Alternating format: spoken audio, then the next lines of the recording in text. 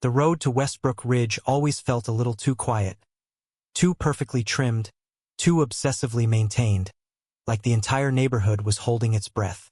And on that cold morning, as I drove toward Maple Lane to say goodbye to my grandmother, that silence pressed harder than ever. Grandma Ruth had been the kind of woman who held families together. The one who remembered every birthday, every fight, every dream you whispered when you were 10 years old. And now, all we wanted was one peaceful funeral service at the old family house she'd lived in for 50 years. But the HOA president had other plans. Her name was Margaret Holloway, a woman whose smile was sharper than the diamonds on her fingers. The type who acted like the neighborhood was her kingdom and the residents were merely guests living under her rules. People said she'd do anything to protect her standards. I always thought they were exaggerating. I was wrong. When I pulled up to my grandmother's driveway, cars filled the street. Family members stepping out quietly, some carrying flowers, others holding hands. But then, I saw her, Margaret, standing in the middle of the driveway with a clipboard, blocking everyone like a gatekeeper to hell. The wind rustled through the trees. Everyone froze.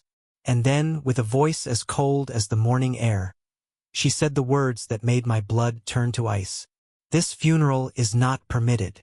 I couldn't believe what I was hearing. "Not permitted?" I asked, my voice trembling but rising with anger. "Yes," she replied, like she had rehearsed this moment 1,000 times. "Without prior HOA approval, no gatherings are allowed. You'll have to reschedule or hold it elsewhere." The family exchanged confused, horrified glances. My uncle, who had come straight from the hospital, muttered something under his breath. My aunt clutched her purse tightly, her knuckles white. Even the kids, usually oblivious to neighborhood politics, sensed the tension like a storm rolling in. I stepped forward. "Margaret, this is a funeral. Private family event. You can't block this." She raised her eyebrows, an almost imperceptible smirk playing on her lips. "I can. The board has strict rules about gatherings. Noise, parking, public access. It's all documented." A ripple of disbelief ran through the crowd. The neighbor across the street, Mrs. Lindell, fumbled for her phone. "Are you serious?" she whispered. "Yes, I am," Margaret said, holding the clipboard like a weapon. "I enforce the rules. Even funerals must comply." Time seemed to stretch. I looked at my family, grief and shock painted on every face, and realized this wasn't just arrogance. It was a challenge, a statement of power. And in that moment, I made a choice. I wouldn't argue quietly. I wouldn't surrender, because sometimes standing still means losing everything. I pulled out my phone. The word that would change everything left my lips. 911. "I need to report someone unlawfully blocking a funeral." Margaret's eyes widened, just slightly, like a cat caught in a beam of light. "You wouldn't dare," she hissed, voice trembling between rage and disbelief. "I already did," I said, keeping my tone calm, deliberate. Every word measured, like a drumbeat of inevitability. Around us, the small crowd of family members and neighbors began to murmur, phones poised to record. The tension was electric. Minutes felt like hours. The wind rustled the autumn leaves, carrying whispers of shock and disbelief. I could feel my son, Ethan, clutching my arm behind me, wide-eyed, trying to understand why someone could be this cruel. Margaret adjusted her stance, crossing her arms tightly. "The police always side with the HOA. You're wasting your time." I smiled, though my stomach churned. This was the moment where patience met chaos. "Then let them come," I said. "They'll see that rules don't replace common sense or decency." The first squad car arrived moments later. Its lights cut through the morning haze like a lighthouse slicing fog. The officers stepped out, professional, surveying the scene with quick, precise glances. Margaret, undeterred, straightened her spine, holding the clipboard like a shield.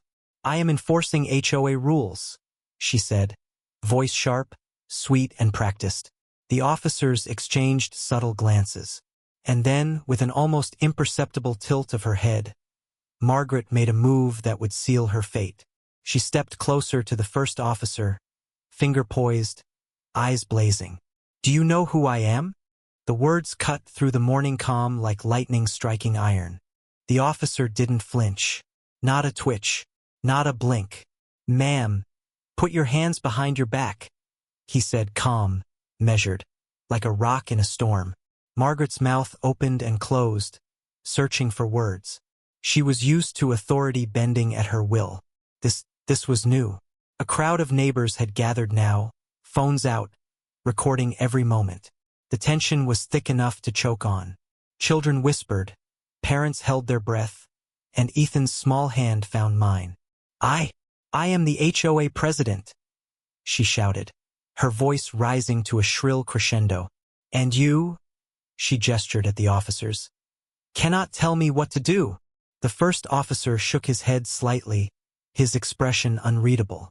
"You are currently obstructing a funeral and violating the law," he said. "HOA rules do not override public safety or civil rights." Margaret's shoulders trembled. For a brief second, I thought she might step back, realize the absurdity of her actions, and concede. But she didn't. Instead, she lunged slightly forward, jabbing her finger into the officer's chest. The crowd gasped. A sharp intake of air ran through parents and children alike. Phones trembled in hands, capturing the confrontation. And then, the officer acted. He reached for her wrists, gently but firmly. "Ma'am, you are under arrest for obstruction and assault." Time slowed. Margaret's eyes went wide. Her mouth formed words that never came out. The weight of consequence hit her like a freight train. I looked at Ethan. He whispered, "Dad, did that really just happen?" "Yes, kid," I said. "It really did." Margaret was led to the patrol car, still struggling, still screaming threats about badges, lawsuits, and property values. Her high heels clicked against the pavement like tiny alarms, warning everyone of her fury.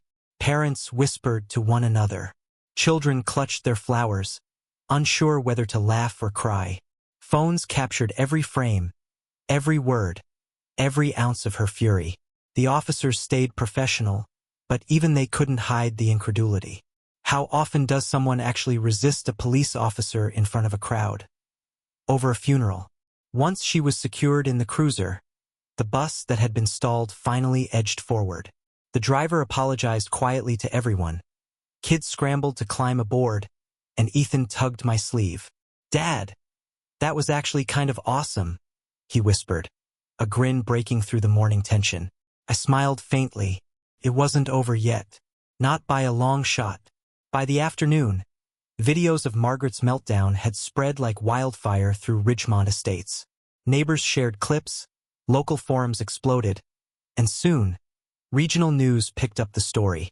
The headline blared, "HOA President arrested for blocking funeral." Public outcry ensues. The HOA held an emergency meeting days later. Every seat filled. People lined the walls. Margaret sat rigid, attorney beside her, trying to hide her shame behind a veil of authority. The vote to remove her? Nearly unanimous. Only her husband and one loyal friend dared vote in favor of her continued leadership. Justice wasn't just served in handcuffs. It was served publicly, painfully, and undeniably. And for once, Margaret Whitman had nothing to say. Margaret's legal troubles didn't end with the HOA vote. The district attorney pursued charges for obstruction and assault. Her confidence, once unshakable, now teetered on a knife's edge. I attended the preliminary hearing, partly curious, partly vindictive. The courtroom smelled of polished wood, faint coffee, and tension. Margaret entered, suit immaculate, hair perfectly coiffed, but her usual poise was gone. Her attorney whispered instructions she barely heard, because all she could focus on was her looming downfall. The prosecutor outlined the charges clearly. Obstruction of a funeral service, assault on a law enforcement officer, public endangerment. Each accusation landed like a hammer on the foundation of her ego. Margaret tried to defend herself. "I was enforcing HOA rules," she said, voice tight, desperate. "I didn't break any laws. I was protecting our neighborhood standards." The judge didn't flinch. "You are not above the law," he said. "You are not above decency. Obstructing a funeral is illegal. Assaulting an officer is criminal. You will face consequences." Even her attorney couldn't suppress a small grimace. Margaret's jaw tightened, her eyes wide. She had expected influence, power, maybe a warning at most. Instead, she got a courtroom filled with judgment, facts, and an unwavering legal system. As the court date was set, the media caught every reaction, every whispered complaint, every futile attempt at justification. The story went viral further, a cautionary tale of arrogance, obsession, and the limits of authority. Outside the courthouse, I felt a strange mix of relief and awe. The woman who had once controlled Ridgemont Estates with fear and intimidation was finally facing the consequences she had long ignored. The day of the sentencing arrived like a storm breaking. Inside the courtroom, Margaret sat rigidly in the front row, her attorney beside her, the weight of reality pressing on her shoulders. Every eye in the room felt like it could pierce through her carefully constructed facade. The judge, stern and deliberate, read the charges aloud again. Obstruction of a funeral, assault on a law enforcement officer. Margaret's face twitched. For the first time, the full gravity of her actions hit her. The courtroom was silent, except for the rustle of papers and the faint, nervous breaths of her few supporters. And then came the verdict. Guilty. The sentence? 30 days in jail. 2 years probation. $3 fine. 100 hours of community service, specifically directing traffic at the local elementary school. The irony hung in the air, thick and bitter. The woman who had obsessed over enforcing minor HOA bylaws was now serving the very community she tried to dominate. Margaret's lips parted, as if to protest, but no words came. For once, her voice, once so sharp and commanding, was silent. Outside, the cameras clicked, journalists scribbled, neighbors whispered, and the video spread further than anyone had anticipated. Ridgemont Estates would never forget this day. I watched Ethan tug at my sleeve. He whispered, "Dad, did she really get arrested?" I nodded. "Yes, buddy." And sometimes, justice comes quietly, and sometimes, it comes with flashing lights. The weight of relief settled on me. Finally, the neighborhood could breathe. Finally, the rules had limits. Finally, Margaret Whitman's reign of chaos had an end. In the days following her arrest, Ridgemont Estates was electric. Neighbors whispered in yards, shared clips on social media, and debated the absurdity of the entire ordeal. "What if she tried this with us?" they'd ask, shaking their heads. The HOA board held an emergency meeting. Every seat was filled. People lined the walls, leaning forward, eyes fixed on the front where Margaret sat, stiff as a statue, attorney at her side. The vice president led the discussion, recounting the events, the violations, the law. The vote to remove her? Overwhelming. Her husband and a single friend were the only ones who dared oppose it. The rest, neighbors who had endured years of petty fines, lectures, and intimidation, finally reclaimed their community. Meanwhile, Margaret's professional life collapsed. She had been a real estate agent specializing in exclusive covenant neighborhoods, the kind of agent who thrived on power and control. After the arrest, her brokerage placed her on indefinite leave, citing misalignment with company values. The public humiliation was total, complete, and viral. I walked through the neighborhood, seeing children play freely, neighbors greeting each other without caution, lawns untouched by petty fines. Ethan ran ahead, chasing leaves, laughter echoing through the streets. For the first time in years, the neighborhood felt alive. The rules still existed, but no longer at the whim of one tyrant. Sometimes justice is loud. Sometimes it is viral. Sometimes it comes with flashing lights, handcuffs, and a lesson that even those with power are not above the law. I took a deep breath, and for the first time that morning I truly felt peace. Weeks later, life in Ridgemont Estates settled into a rhythm that felt almost miraculous. The air was lighter, the lawns stayed green, the children laughed on sidewalks without fear of HOA tyranny. Ethan came home from school one afternoon, backpack slung over his shoulder, eyes wide with a mixture of pride and awe. "Dad, you know what? That was epic," he said. I ruffled his hair, smiling. "Yes, kid. Sometimes, standing up is worth every second of fear and tension." Margaret was no longer part of our neighborhood story, except as a cautionary tale. People still whispered about her audacity, about how she had blocked a funeral, resisted the police, and fallen spectacularly. It became a legend, not for cruelty, but for the power of consequences. I thought about justice that day, the kind that doesn't wait, that doesn't negotiate, that comes with reality instead of rhetoric. The kind that reminds even the most arrogant that their rules are meaningless if they harm others. Ethan ran ahead, laughter echoing in the streets, while I sipped my coffee on the porch, quiet, reflective. The sunlight caught the morning dew on the grass, turning it to diamonds. Peace finally was ours, and as I watched my son board the bus safely, a quiet truth settled in me. Some lessons are learned only when arrogance meets reality.